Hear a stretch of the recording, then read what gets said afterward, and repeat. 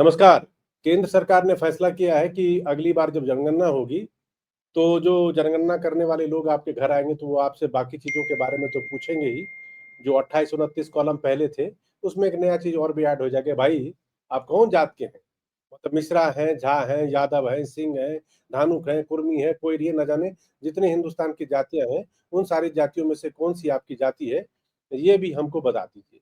और जब ये चीज़ कहा गया है, जब ये चीज़ फैसला लिया है केंद्र सरकार ने, तो चर्चा इस बात को लेकर गहमा-गहमी और जोर पकड़ रही है कि बिहार में आने वाले दिनों में चुनाव होने वाले हैं और वहाँ पर ये मामला पहले ही उछला था।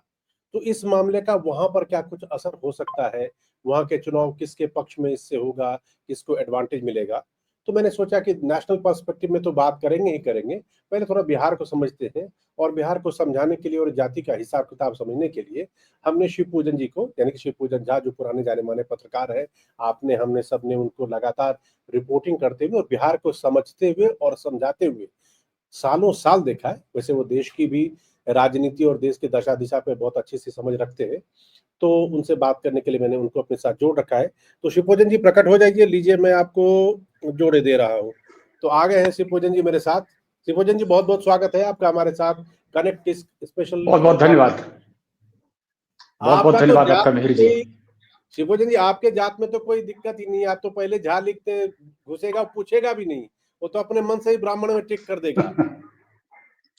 बाकियों का क्या होगा? विडंबना ये है कि कोई पूछने नहीं आया था। विडंबना ये है कि कोई पूछने ही नहीं आया था मिहिर जी।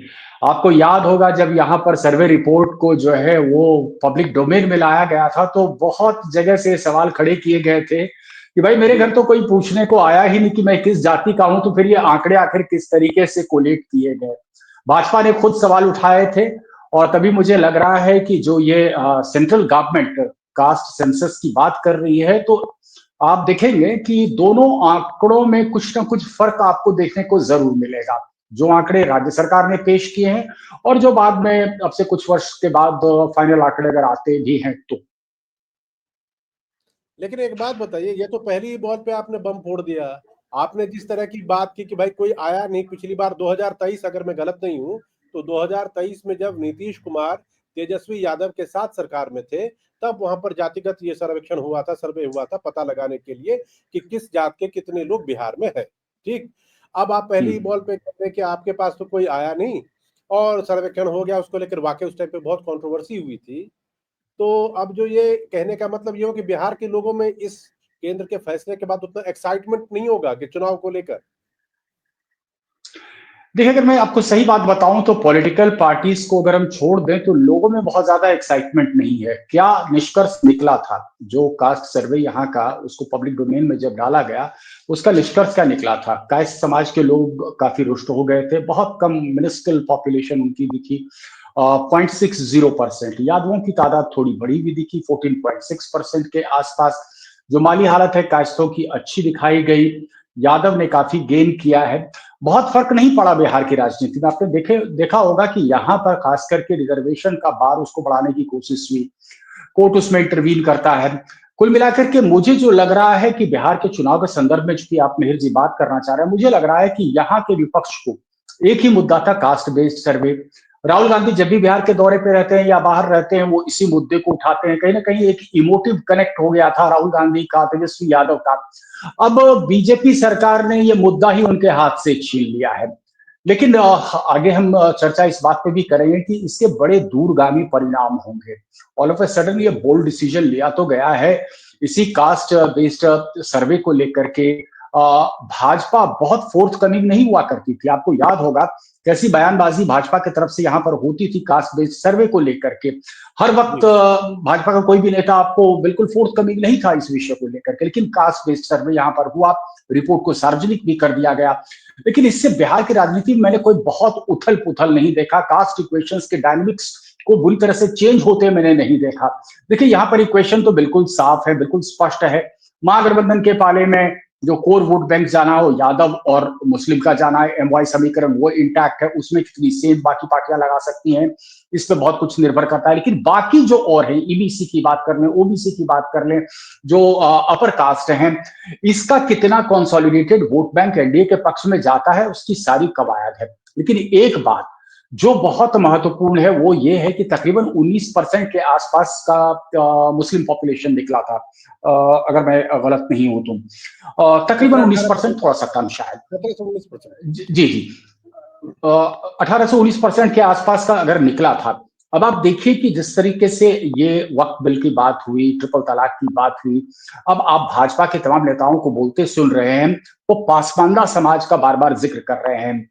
तो ये जो कास्ट सेंसस होना है, जो जाहिर तौर पर बहुत बृहद पैमाने पर होगा, स्टेट के अपने लिमिटेशंस होते हैं। और उस तरीके से मैंने कहा कि मैं केस इन आइसोलेशन नहीं हूं, अगर मेरा कास्ट सर्वे नहीं होता है तो बहुत लोगों ने ऐसी शिकायत की थी, हजारों लोग ऐसे थे जिन्होंने शिकायत की थी कि उनका भी कोई सर्वे नहीं हुआ था। लेकिन अगर सर्वे में अब मुस्लिम में भी अलग अलग जातियों का सर्वे होता है तो जाहिर तौर पर मुझे लगता है एक बड़ी राजनीति भाजपा वहां से खेलेगी। और मुझे लगता है जो मुख्य मोटिव है, जो प्राइम ऑब्जेक्टिव है, शायद वो है। बिहार में खास करके सबको पता है कि भाई एमवाई समीकरण अगर इंटैक्ट है लालू प्रसाद यादव के साथ या फिर तेजस्वी यादव के साथ, तो वो तो बैटिंग ही शुरू करते हैं 30-31% से। बाकी पार्टियों को काफी मशक्कत करनी पड़ती है वहां तक पहुंचने में। और उसके बाद विनेबिलिटी फैक्टर क्या होता है, 2 से 3%। ये 2 से 3% वोट स्विंग जिधर करेगा वही पार्टी यहां पर सरकार बनाएगी। और इसीलिए नीतीश बहुत जरूरी हो जाते हैं। एंटी इनकम्बेंसी हो इसके बावजूद भाजपा चाहती कि नीतीश उनके पाले में रहे, उनके साथ रहे, क्योंकि वो 12 से 13% वोट स्विंग करा सकते हैं। जी। अब यहाँ पे मैं दो चीज आपसे जानना चाहता हूँ। एक तो जो जातिगत सर्वेक्षण या जातिगत जनगणना की बात हो रही है, बिहार के कॉन्टेक्स्ट में देखिए, ये मुद्दा 2023 में एक तरह से कह सकते हैं कि राज्य स्तर पर वहां पे जनगणना हुई थी, सर्वे हुआ था। उसके बाद 2024 के चुनाव हुए। तो आप उस कॉन्टेक्स्ट से बताइए कि 23 के बाद 24 में इस मुद्दे या सर्वेक्षण हो जाने के बाद, जाति आ जाने के बाद किसको कितना फायदा हुआ, नंबर वन। और नंबर टू ये कि उसी कॉन्टेक्स्ट का आगे होगा कि क्या अभी बिहार विधानसभा चुनाव के पहले जब ये बात कही जाती है, तो क्या इसका सोल मोटिव जो मुझे समझ में आ रहा है, सिर्फ अंतिम लबो-लुआब ये ना निकाला जाए कि राहुल गांधी, तेजस्वी यादव या जो भी विपक्षी खेमे के नेता थे, जो पिछले 2-3 सालों से लगातार जाति जनगणना की बात कर रहे थे, उनके हाथ से एक मुद्दा सीधा-सीधा, कि अब आप इस बात पे बोल नहीं सकते, मुद्दा छीन लिया। क्या यही दो चीज निकाला जाए? जरा इसको समझाइए प्लीज। मैं आपकी बात से पूरी तरह से इत्तेफाक रखता हूं मेहिर जी। देखिए, बैठे बिठाए मैं कह सकता हूं कि विपक्ष के हाथ से एक बड़ा मुद्दा छीन लिया है भाजपा ने। अब भाजपा खुद बात कर रही है कास्ट सर्वे की। और दूसरी बात यह है कि आपने जिक्र किया कि जब यहां पर कास्ट सर्वे को पब्लिक डोमेन में लाया गया तो उससे आखिर बिहार की राजनीति में क्या फर्क पड़ा? मुझे बहुत फर्क होता हुआ नहीं दिखा। मैं बहुत ईमानदारी से आपको बता रहा हूं। तो परिणाम आए लोकसभा चुनाव के 2024 में, वो परिणाम, उसके फैक्टर्स बिल्कुल अलग थे।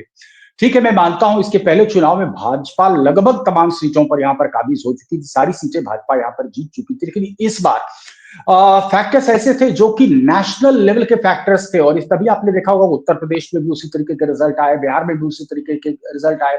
अब की बार 400 पार का हाईली इन्फ्लेटेड एक नारा बनकर के रह गया। इसका मतलब ये नहीं कि कहीं जो है आपका विपक्ष दे गेन ग्राउंड, ऐसा कोई बहुत सब्सटैंशियल और सिग्निफिकेंट ग्राउंड उन्होंने गेन नहीं किया है।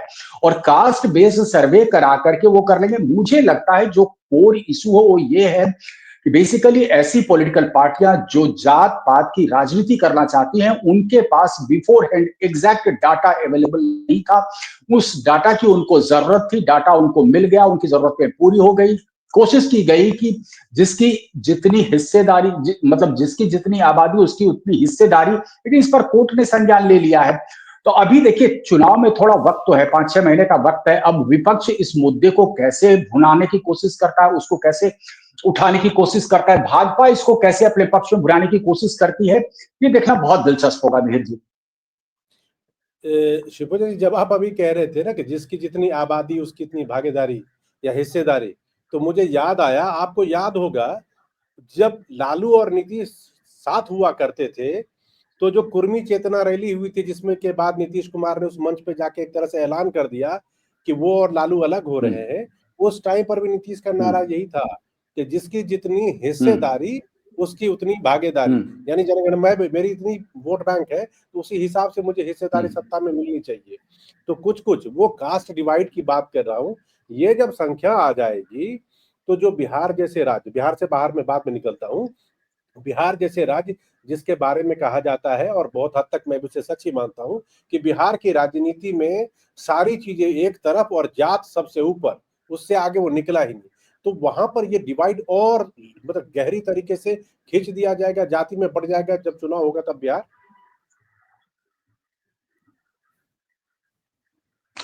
कम से कम मिहिर जी, विधानसभा चुनाव में तो ये बिल्कुल देखने को मिलता है। विधानसभा में हम देखते हैं कि कंसोलिडेटेड वोट बैंक होता है, वो बिल्कुल कंसोलिडेटेड होता है, उसमें बहुत सेंध नहीं लगती है।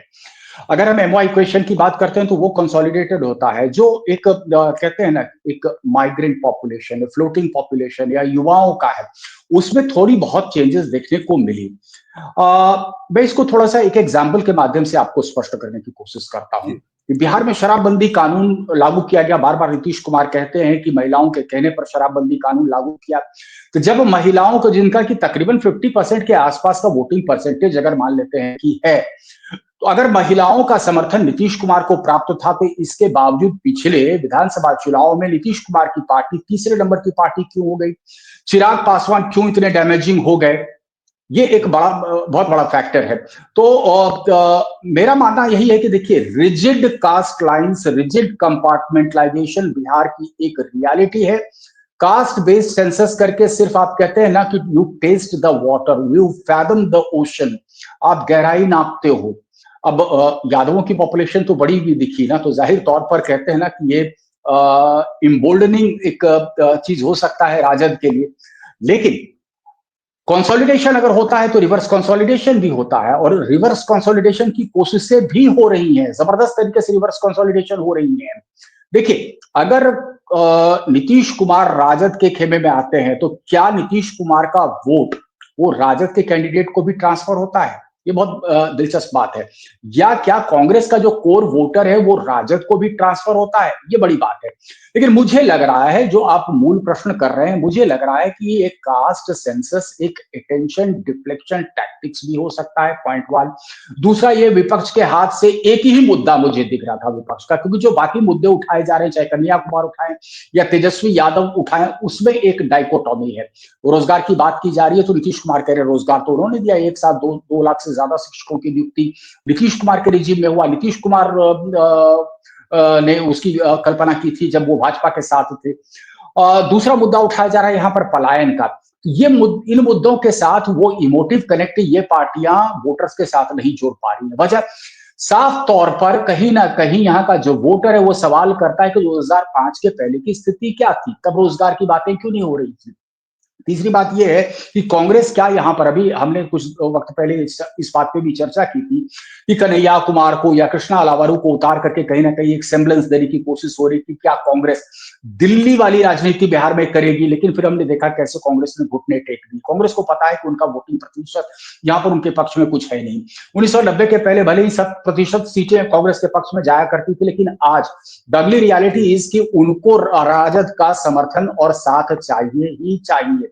और इन दोनों पार्टियों के लिए कास्ट सेंसस एक इमोटिव इशू था, क्योंकि उनको पता था कि इस मुद्दे को जब तक वो उठाते रहेंगे तो रिजिड कंपार्टमेंटलाइजेशन होगा और कास्ट लाइंस पर ही वोटिंग होगी। लेकिन मुझे जो लग रहा है, अगर मैं एक बर्ड्स आई व्यू इस पर लूं, आप चूंकि दिल्ली में बैठे हैं, आप ज्यादा बेहतर इन्फॉर्म होंगे इस बात को लेकर के, तो मुझे लग रहा है कि बियॉन्ड की ऑपोजिशन से मुद्दा छिड़ा। मुझे लग रहा है कि कहीं ना कहीं लॉन्ग टर्म को ध्यान में रख करके बीजेपी इस निष्कर्ष पर पहुंची है कि कास्ट सेंसस होना चाहिए। कहीं ना कहीं हम देखेंगे कि जो नतीजे आएंगे कास्ट सेंसस के, उसमें मुस्लिम कैटेगरी में अलग अलग कास्ट का भी हम जिक्र देखेंगे। पहले ही पसमानदा समाज का लगातार जिक्र होता चला जा रहा है। यानी कि अगर हिंदू को डिवाइड किया जा सकता है कास्ट लाइंस पे, तो definitely there will be an experiment कि क्या मुसलमानों को भी कास्ट लाइंस पे डिवाइड किया जा सकता है। तो अगर एक वेज मुस्लिम समाज में भी अगर डाल दिया जाए तो आप देखेंगे उसके बाद तक फिर क्या है ना कि the dynamics will drastically change. वो कंसोलिडेटेड जो वोटिंग हुआ करता है मुस्लिम का, शायद उसमें तब्दीलियां देखने को मिल सकती है। मंडल के दौर में आपने तो देखा होगा ना, ऐसी कोशिशें कितनी हुई थी। एक ही बताइए शिवपूजन जी, अभी आप जब बात कर रहे थे तो आपने टर्म इस्तेमाल किया, कहा कि अटेंशन डिफ्लेक्शन की भी एक कोशिश हो सकती है। इसका इशारा किस तरफ है? मतलब अभी देखिए पिछले जाहिर 10 दिनों की, अभी पिछले 10 दिनों की अगर मैं बात करूं, तो 22 तारीख को जब से पहलगाम में आतंकी वारदात हुई, घटना हुई, बेगुनाह लोगों की जान ले ली गई, उसके बाद से लगातार उसी को लेकर चर्चा थी। उसी के लिए हो रहा था कि कैसे सबक सिखाएंगे, कैसे पकड़ेंगे। अभी तक वैसे सच ये है कि आतंकवादियों के पकड़े जाने की तो कोई खबर नहीं है और ना ही कोई ऐसी कार्रवाई। हाँ, ये बात अलग है कि खबर आई कि सेना को कह दिया गया कि आप स्वतंत्र हैं, अपने हिसाब से आप कार्रवाई करिए, आतंक को खत्म कर दीजिए। तो क्या आप उस तरफ इशारा कर रहे हैं कि उससे एक तरह से अटेंशन हल्का सा डिफ्लेक्ट हो जाएगा? हमने काम दे दिया है, हमने इरादे अपने साफ स्पष्ट कर दिए, मंशा जाहिर कर दिए, वो काम होता रहेगा, ये कर दिया, पब्लिक इस पे बात करेगी। बिल्कुल, मैं आपकी बात से इत्तेफ़ाक रख रहा हूँ मेहर जी। मेरा इशारा उसी की तरफ था। अब आप देखिए, क्या भारत की तरफ से कोई अथॉरिटेटिव कोई एक वर्ज़न आया है कि कब अटैक होगा? ये तो हम देख रहे हैं कि मीडिया एक तरीके से बार-बार कह रहा है कि 24 घंटे में, 36 घंटे में, या पाकिस्तान के हवाले से ये खबरें आ रही हैं कि 36 घंटे में भारत अटैक कर देगा। अच्छा, पूरा देश कहीं न कहीं आहत है। जिस तरीके से हत्याएं हुई वहां पर, पॉइंट ब्लैंक रेंज से शूट किया गया है, जो टूरिस्ट अनसस्पेक्टिंग थे उनको टारगेट किया गया, तो इट्स बट नेचुरल कि लोगों का आक्रोश फूट पड़ेगा। और उसके बाद हमने बयान सुना प्रधानमंत्री का, बार बार हम देख रहे हैं कि मीटिंग्स हो रही हैं लेकिन कार्रवाई नहीं हो रही है। पब्लिक मेमोरी इज शॉर्ट, लेकिन यहां पर आप देखिए कि जनता आक्रोशित भी बहुत है। जनता चाहती कोई बिल्कुल ऑन द ग्राउंड एक्शन दिखे उनको। यहां तक चर्चा हो रही है यहां पर हर जगह कि आप पाकिस्तान को नस्ते नाबूद कर दो, उसमें देरी हो रही है कि जाहिर तौर पर वो एक स्ट्रेटेजिक मामला है। बिना पूरी स्ट्रेटेजी को आप प्लेस में लाए हुए आप कहीं पर ऐसे ही अटैक नहीं कर सकते हैं। डिप्लोमेटिक चैनल्स आपको खोलने होंगे, आपको स्ट्रेटेजिक मूवमेंट्स करने होंगे। अब आईएनएस विक्रांत को आप कहीं पर प्लेस कर रहे हैं, तो ये चर्चा का विषय होता है कि क्या अगले 24 घंटे में अटैक हो जाएगा। इसी बीच आप देख रहे हैं कि विपक्ष लगातार कैसे मुद्दों को उठा रहा था। वहां पर मुझे लगता है कि विपक्ष के खेमे में एक बॉम्ब शेल गिराया गया। दूसरा, जो मैं बार बार कह रहा हूं कि अटेंशन डिफ्लेक्शन एक टैक्टिक्स भी हुआ। अच्छा, तो इसलिए आपने कहा कि अटेंशन डिफ्लेक्शन की बात। लेकिन एक चीज इसमें सिर्फ शिवपूजन जी मैं जानना चाहूंगा कि देखिए, ये जो मांग थी ना, बिहार में तो हो चुका था और जो कांग्रेस शासित तेलंगाना और कर्नाटक वगैरह में भी इस तरह की कवायद हुई। बावजूद इसके जब कल इस बात का ऐलान हो रहा था, जब सरकार ने किया, तो कहा गया कि कांग्रेस ने हमेशा इसको लटकाने भटकाने का काम किया था, हम लोग आ गए हैं और अब जो है जातिगत जनगणना हो जाएगी। तो सीधा सीधा स्पष्ट ये दिखा रहा है, जितना मैं समझ रहा हूँ, कि जातिगत जनगणना तो एक जगह है ही अपने हिसाब पे, लेकिन निशाना कांग्रेस भी है। क्यों? उसके पीछे मैं एक चीज कह रहा हूं, उसको आप इलेबोरेट करके बताइए। पिछले जो 2024 के लोकसभा चुनाव हुए थे, उसमें दो तीन मुद्दे। एक मुद्दा था संविधान खत्म हो जाएगा, दूसरा आरक्षण की बात थी, और बीच बीच में ये जातिगत जनगणना का मुद्दा भी उठता रहा। तो जो सत्ताधारी पार्टी है उसे पता है कि चाहे वो संविधान हो या आरक्षण हो, इन सब चीजों को लेकर उन्हें बहुत नुकसान उठाना पड़ा था। दो तो लगभग निपट गया, अब ये तीसरा पॉइंट है, इस बार के चुनाव में कहीं ये दुखती रग न बन जाए, इसीलिए उसको पहले एड्रेस कर लो। क्या उसी स्ट्रेटेजी के तहत ये फैसला हुआ है? आपने अपने सवाल का पूरा जवाब दे दिया है मेयर जी। देखिए क्या है कि कांग्रेस इस मुद्दे को तो बार बार हार्प करने की कोशिश करती। ऐसे भी बयान आने शुरू हो गए थे कांग्रेस नेताओं को कि हमारे दबाव में केंद्र सरकार झुक गई और आखिरकार उसने जाति जनगणना कराने के लिए हामी भर दी है। अब सवाल ये उठता है कि भाई केंद्र सरकार या भाजपा क्यों चाहेगी कि बैठे बिठाए इनको क्रेडिट दिया जाए कांग्रेस के लोगों को। अब ये जो पहल कह सकते हैं, कांग्रेस के खेमे से या राजद के खेमे से क्या बातें आती थी इसके पहले, जब बिहार में जाति जनगणना नहीं हुआ था तो हम जब आएंगे तो कराएंगे। कांग्रेस कह रही थी हम सत्ता में आएंगे तो हम कराएंगे। अब भाजपा सत्ता में है, इसने कह दिया चलो मैं ही करा देता हूं। तो मुद्दा तो छीन लिया ना कांग्रेस के हाथ से। अब कांग्रेस को क्रेडिट भी नहीं देना चाहती है भाजपा। कभी ये नैरेटिव सेट कर दिया गया है और इस नैरेटिव में मुझे लगता है कहीं ना कहीं कांग्रेस बुरी तरह से फंस गई है। कैसे एक्सप्लेन करें कि भाई हमने दबाव बनाया तो फिर केंद्र सरकार ने माना कि चलो जाति जनगणना करा देते हैं। पूरा का पूरा क्रेडिट तो भाजपा सरकार ही लेगी, एनडीए सरकार जी ही बिल्कुल। लेगी इस मुद्दे का। जी बिल्कुल। चलिए शिवपूजन जी, आपने छोटे से टाइम पे बिहार के संदर्भ में इस बात को बहुत अच्छे से समझाया। हम आपसे वैसे ही बीच-बीच में जुड़ते रहते हैं और आने वाले दिनों में थोड़े ज़्यादा जुड़ेंगे ताकि बिहार की जो पॉलिटिकल हैपनिंग है और पॉलिटिकल जो आप कह सकते हैं कि रोड आगे की तरफ जा रहा है चुनाव से पहले, उसको समझते रहेंगे। तो आज इतने छोटे संक्षिप्त टाइम में भी बहुत अच्छे से बिहार की राजनीति के संदर्भ में जाति जनगणना को समझाने के लिए आपका बहुत-बहुत शुक्रिया और धन्यवाद। आप इसी तरह हमसे जुड़ते रहिए और हम लोगों का ज्ञान जो है वो बढ़ाते रहिए और जो हमें इस वक़्त देख रहे हैं, सुन रहे हैं, उनसे मैं रिक्वेस्ट करूँगा कि अगर आपको हमारा ये वीडियो, अगर आपको हमारी ये चर्चा पसंद आई हो, तो प्लीज़ आप हमें कमेंट बॉक्स में लिखें और हमारे चैनल को भी सब्सक्राइब कर लें, उससे हमारा हौसला बहुत बढ़ता है। तो कनेक्ट के ज़रिए हमारी इस बातचीत को सुनने के लिए आपका बहुत-बहुत शुक्रिया और आभार। धन्यवाद।